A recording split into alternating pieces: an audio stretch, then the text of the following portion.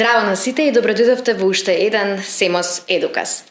Денес на наше огромно задоволство со нас е Наташа Велковска, која што е PR и Content Production Director во маркетинг агенцијата Represent Communications и предавач на Академијата за дигитален маркетинг во Семос Едукација. Добро ни дојде, Наташа. Добре, најдо. Како си, добро? Супер, одлично. Денеска, петка.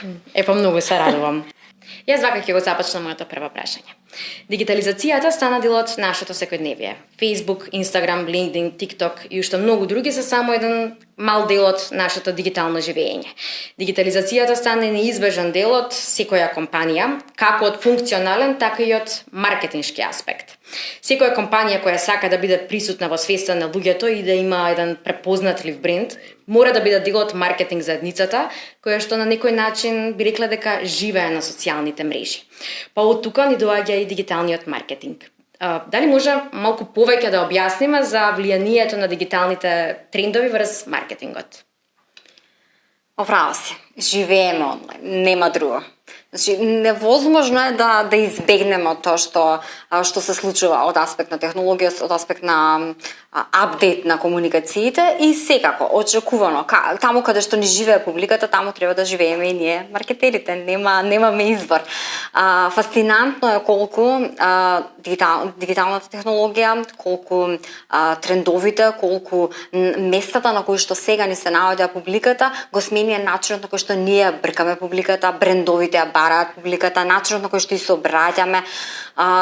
За мене е прекрасно тоа што ако земеме во предвид дека за многу кратко време преминавме од традиционални медиуми, да речеме телевизија, што е исто така дигитален медиум, меѓутоа е многу поинаков тип на комуникација кон овие многу подиректни начини на комуникација како што се социјалните медиуми. Зошто е фасцинантен? Затоа што на социјалните мрежи имате двострана комуникација и тоа е врвот. Да видите инстант фидбек од оној на кој што се обраќате, да видите повратна информација, ми се допаѓа, не ми се допаѓа, меѓутоа да видите и пушбек во смисла смени тоа, конкретно ти кажуваат што е тоа што треба да го промениш, за разлика од телевизија каде што едноставно седиш пред телевизорот ти сервира, ти си примаш ако ти се допаѓа, ако не далинското е тука и тоа е тоа. Тоа е една од клучните причини, начинот на кој што комуникацијата стана двосмерна. Не е само дека ние ја храниме публиката, туку и публиката ни враќа нам. Тоа е една од измените кои што јас особено ги сакам. Друго, ни овозможи дигиталниот маркетинг ни овозможува да ја персонализираме пораката. Многу попрецизно да ја таргетираме публиката на која се обраќаме и на многу помали групи да ја модификуваме пораката токму на тие групи да им биде препознатлива, да резонира со токму тие групи. А ако ја направиме споредбата, да речеме, во телевизиски рекламен блок во рамки на турска серија се обраќаме на само на една публика која што знаеме дека го преферира тука и тука мора да размислувате само на дека местото би си го нашле брендови кои што се за широка потрошувачка, нешто што секој би можело да го интересира. Ама во современо живење имате многу ниче сегменти, многу мали заедници кои што сакаат да се препознаат себе си, да си го видат своето специфично нешто во пораката на брендот и токму преди тоа да го сакаат брендот. Така што јас ги гледам само позитивните работи што дигитализацијата ги донесе во маркетингот и во начинот на кој што комуницираме. И секако неизбежно, особено за e-commerce, ваквиот начин на работа на маркетинг ни овозможи многу полесно да следиме што се случува, многу полесно да ги измериме резултатите и многу полесно да си ги прилагодуваме стратегиите на она што сме го виделе како резултат, било да е добар или лош. Да. Што значи да се биде специјалист по дигитален маркетинг? Многу значи, ама специјалист за дигитален маркетинг е поприлично широка работа. Нема некој што е специјалист за дигитален маркетинг што знае и работи се што спаѓа во тој поим. Затоа што генерално ако зборуваме за луѓе кои што се занимаваат со дигитален маркетинг, тука спаѓаат и оние кои што работат дигитална маркетинг стратегија и оние кои што работат стратегија на социјални мрежи која што влегува во рамки на дигитална маркетинг стратегијата, значи тоа по широка рамка. Потоа ги имате оние кои што се менеџери на социјални мрежи, ги имате оние кои што се адвертајзери, односно оние кои што работат исклучиво кампањи на социјални мрежи, ги имате оние кои што работат PPC, да речеме pay per click за за SEM, односно за маркетинг на search engines, на преверувачите. Потоа ги имаме оние кои што се data analyst, кои што само ги анализираат резултатите. Ги имаме контент-джиите, односно оние кои што треба да го направат целиот тој контент кој што треба да излезе на каналите. Потоа ги имаме оние кои што треба да го напишат контентот, односно не е само да го осмислиш тој контент во соодветните формати, туку треба и да го имаш текстуалниот дел да го подкрепиш со тоа. Потоа ги имаме оние кои што размислуваат во визуелно, односно видеографите. И сето тоа се спаѓа во таа рамка, затоа што сите нешто не влече и сите нешто тоа сакаме да го работиме повеќе од нешто друго. Што значи дека во тој назив специјалист за дигитален маркетинг, всушност е многу профили кои што се влегуваат во тој наслов и сите се специјализираме во нешто што најмногу не бива. Да. Вие сте жена со едно навистина огромно искуство. И сега моето прашање е... Мате стара се почувствува се, али окей? Не, воопшто. Сега кажете ми колку се барани луѓето на оваа позиција и колку се навистина потребни во компаниите? Потребни се многу, барани се многу. Значи тоа е кратката верзија на одговорот. Постојано се потребни луѓе кои што го работат тоа, затоа што обемот на работа се зголемува.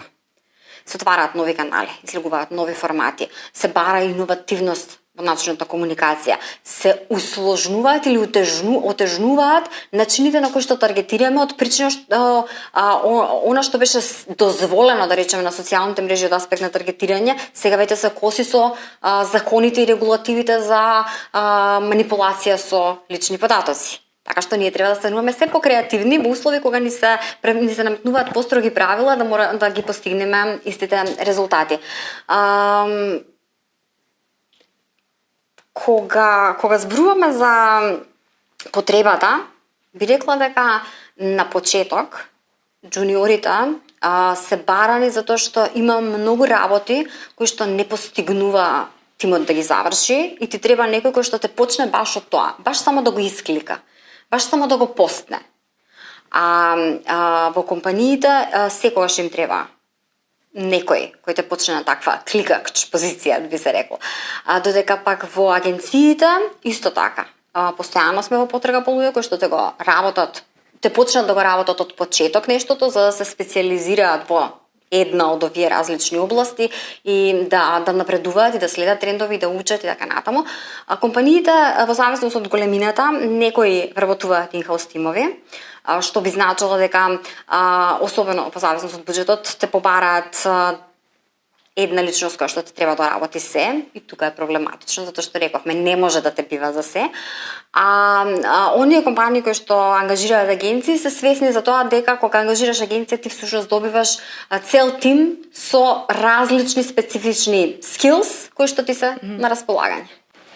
Според вас, кои се најважните квалитети кои треба да ги поседува еден дигитален маркетер? За мене лично, јас секогаш најважно е да сакаш постојано да учиш. Затоа што ова не е нешто што се научува и за секогаш истото. Ова се менува на секој 3 месеци. Ние имаме апдейт на алгоритам на секоја мрежа, може би не на секоја мрежа на секој 3 месеци, меѓутоа на секој 3 месеци има апдейт на некој од мрежите. И мораш да се постојано да си во тек и мораш постојано да читаш, да следиш, да знаеш ова сега функционира, ова не функционира, ова може да го ставиш, ова не може да го ставиш. Ако не следиш постојано како ти се менуваат правилата на различните мрежи, ти се случи да ти го блокираат акаунтот заради тоа што си направил некој violation of policy без да знаеш. До вчера било возможно, сега веќе го ставиле дека е прекршување на правилата. Сега, кога станува збор за квалитети, пак те кажам, во зависност од тоа во што се специјализирате, важни ви се различен сет на skills.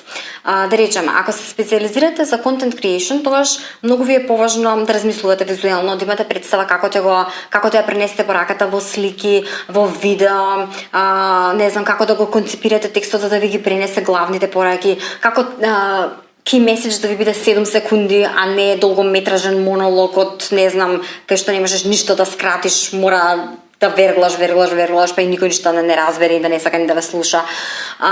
Има многу работи кои што во зависност од тоа за што се специализирате, те ви бидат повеќе или помалку важни.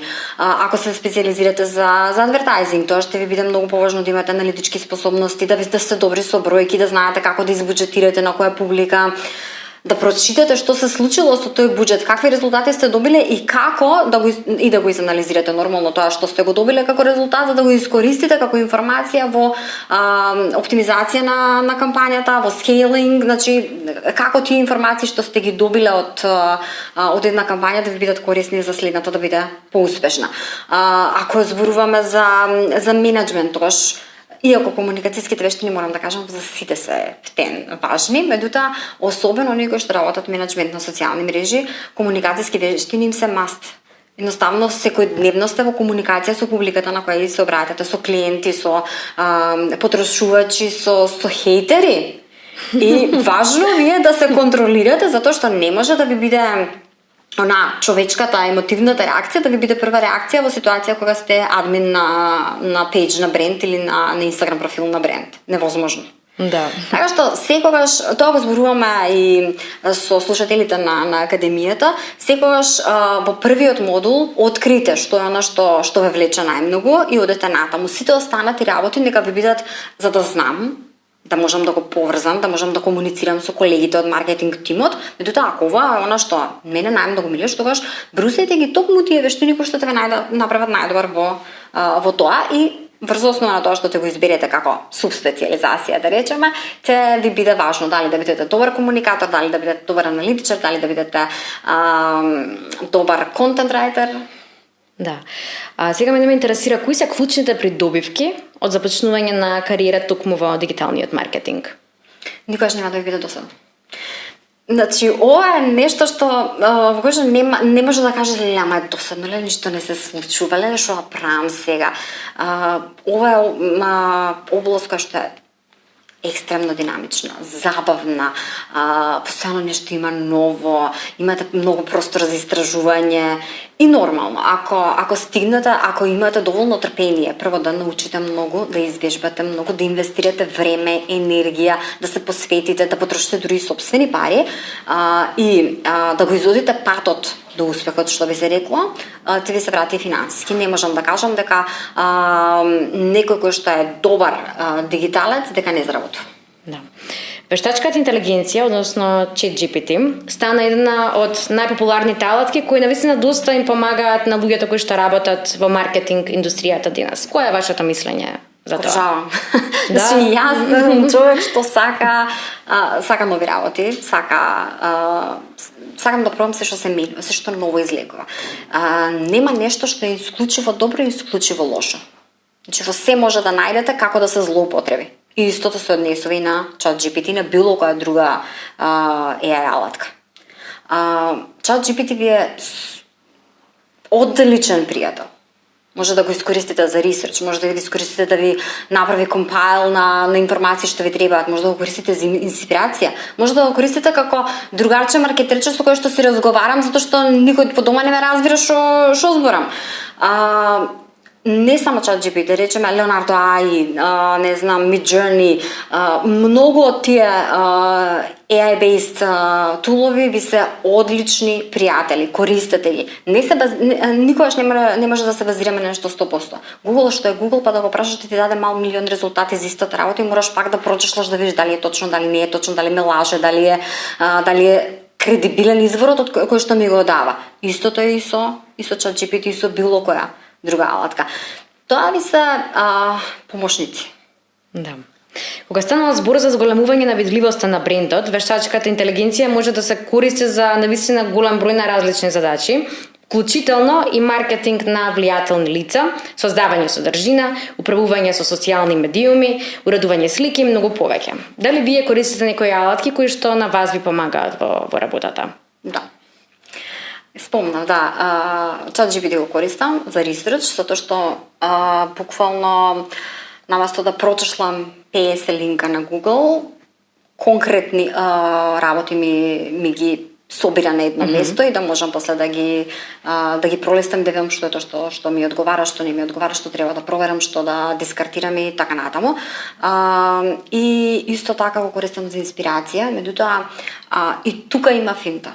Не е само седни и кажам, дај ми тоа. Кога ти му кажеш дај ми тоа, ти даде најбесик варијанта од тоа и нема никаква смисла зашто би ти го давал. Меѓутоа, кога имаш исто како со таргетирањето. Ако му кажеш на да речеме на Мета, ако правите кампањи и ако кажете сега најди ми ги сите луѓе во Македонија што се интересираат за едукација.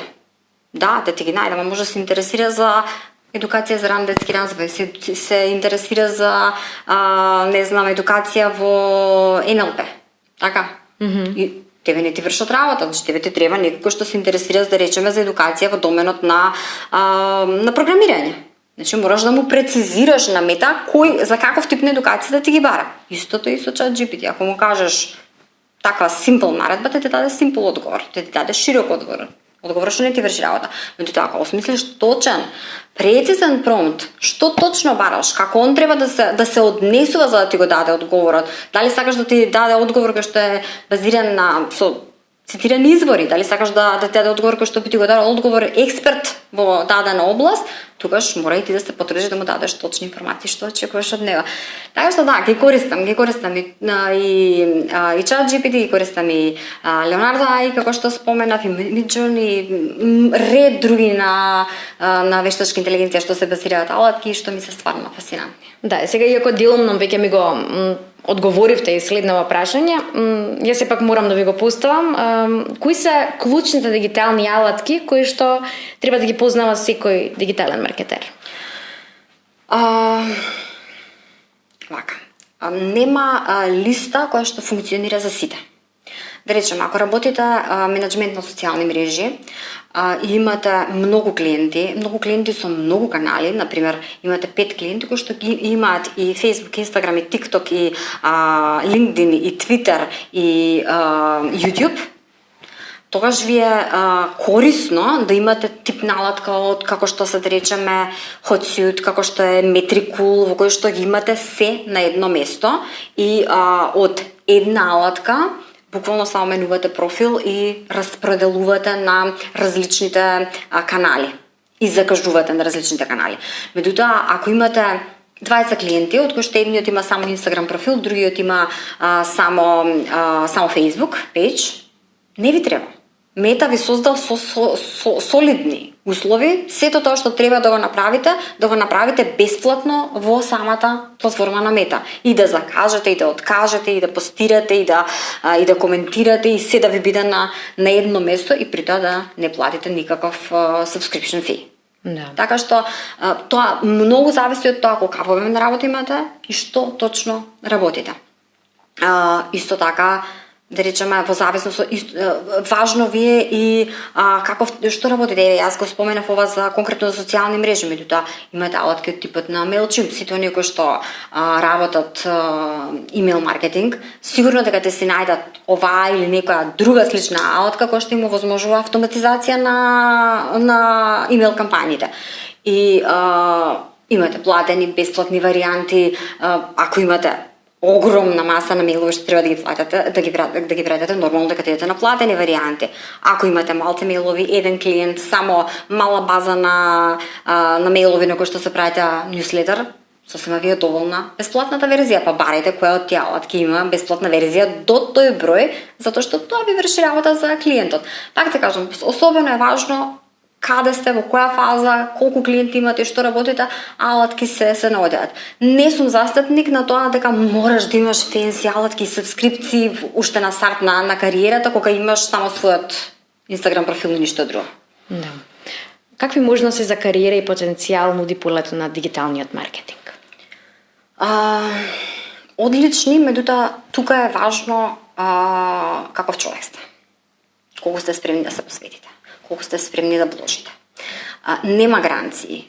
Не само овде, во било што во животот немате гаранции дека јас ако завршам ова, ако имам таква диплома, ако имам не знам каков сертификат, дека тоа е тоа. Утре станувам врвен, како ги викаат, digital ninja. Не си digital ninja, да се разберем. Така што, оние кои што од искуството како предавач, оние слушатели кои што стварно се инвестирале, стварно се труделе, доаделе, работеле, ми пишувале надвор од часовите, ми покажувале што работеле, работеле бесплатно кампањи за нивни пријатели, познаници, комши и така натаму, за да го извежбаат тоа што сме го учеле за сами себе. Значи си создавале своји канали и си трошеле своји пари за да си направат кампањи кои што можеби ништо нема да постигнат, ама оние си го извежбаат тоа што го учеле на час. Таквите слушатели, многу сум горда што сите денеска работат нешто, сите има во струката што работиме, сите сум ги препорачувала кога се барале позиции од кариерниот центар на СЕМОС, позиции од мои клиенти кои што барале да ги пополнат тие отворени позиции, секогаш имале препорака и тие луѓе се оние кои што имаат навистина огромни можности во овој бизнис.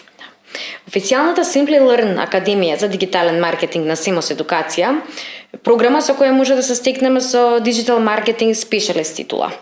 Кои се клучните компоненти и теми опфатени со наставната програма на Академијата за дигитален маркетинг на СЕМОС Едукација? 6 модули се. Во првиот всушност ги поставуваме оние основите, темелите, како да размислувате кога работите маркетинг за даден клиент. Што е оно што ви е важно да го дознаете, кои прашања да си ги поставите на себе, на кого се обраќате, да си дефинирате на каде одиме, која ни е целта, а потоа и како да стигнеме до таа цел. И тој прв модул е оној момент кога навлегуваат и сваќаат на каде одат, дека не е вау, само дигитален маркетинг, името е супер, туку да видат што се всушност е вклучено тука, што се од традиционалните маркетинг знаења се пренесува и тука. Затоа што дали вие градите стратегија за офлайн маркетинг или стратегија за дигитален маркетинг, стратегија мора да изградите. Мора да знаете да си поставите цели, мора да знаете да размислувате како тие цели да ги достигнете. И потоа следуваат, имаме модул за Search Engine Optimization, имаме 2 social media модули, од кои што едниот е оној во кој што се учиме кликни тука, креирај ова, креирај тоа, а вториот е малку подлабински, постратешки, поаналитички, со поише анализа на резултатите, сите имаат можност сами да направат кампањи, сами да ги оптимизираат тие кампањи, да си ги анализираат резултатите, што како ми перформираше пред промената, ова е промената што ја направив, како ми перформира по промената, дали подобро, дали полошо, зашто е подобро, зашто е полошо и така натаму. И имаме исто така PPC модул и аналитика модул, односно читање на аналитиките или резултатите, како да си ги протолкуваме. А какви се вештини и знаења може да очекуваат студентите по завршувањето на оваа академија? Од се по нешто те научат, дефинитивно. Значи, те знаат основните работи во секој од сегментите, те ги знаат. А онамо каде што најмногу те се препознаат, тука те можат и да навлезат по-детално. Обично, затоа што јас ги работам двата social media модули, оние кои што се особено заинтересирани за социјални мрежи, многу се посветуваат, работат проекти, затоа што имаме и домашни задачи, и проектни задачи и така натаму, работат на вистина издржани проекти, се трудат да прикажат се она што ги интересира, да подистражат, да прашаат дали може ова вака да се направи, така да се направи. Обично уште во текот на академијата имаат интерншип позиции, имаме и такви кои што уште не завршена академија, не се вработуваат, затоа што тоа е тоа што ги интересира и вложуваат и се интересираат. Меѓутоа, по завршувањето на академијата не може да очекуваат дека те знаат се од се. Те знаат од се по нешто, за да знаат на каде одат, за да знаат да се комуницираат со тимот, за да знаат во што сакаат да се усовршуваат и те знаат каде да си ги бараат дополнителните знаења. Затоа што нема академија која што те научи се, особено не во оваа област. Ова е област која што од академијата прва на која што сум им предавала, првата генерација, до оваа сега се смениле 10 пати работите. За TikTok не се ни зборуваше кога почнав да предавам, а сега е TikTok хит. Да, сега е главна тема. Секаде. Да. Одличен е. Таа е мрежата што ја преферирам. Затоа што, да речеме, пред кога јас почнував да се занимавам со маркетинг, имавме проблем да ги убедиме компаниите дека треба да бидат на Facebook.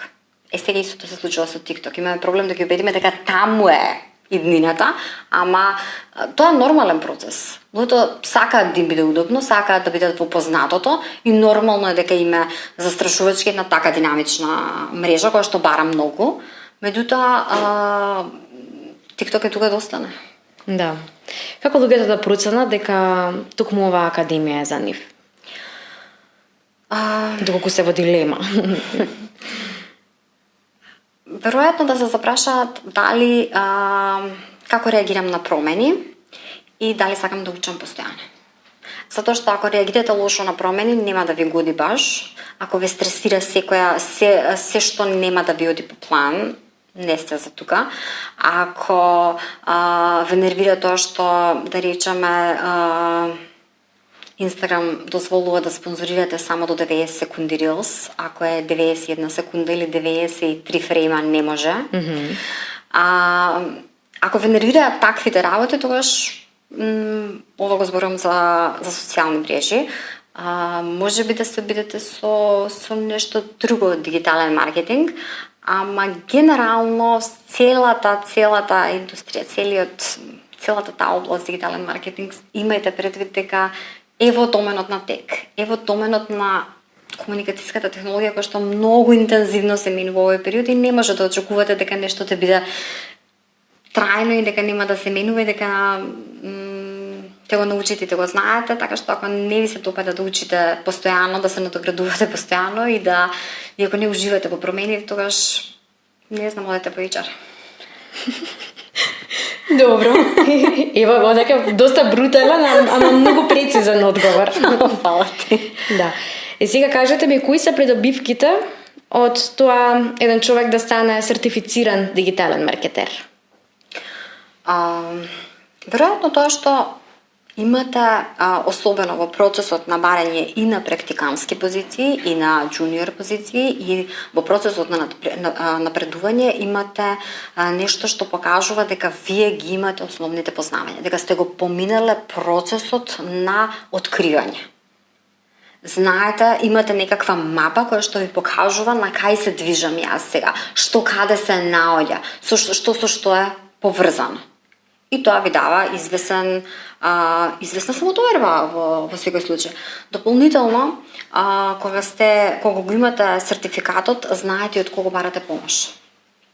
Затоа што во процесот на сертификација вие се сретавате со луѓе кои што го поминале вашиот пат и кои што ви даваат точни и прецизни патокази на каде треба да се движите, каде да барате релевантни информации, што е корисно, што не е корисно.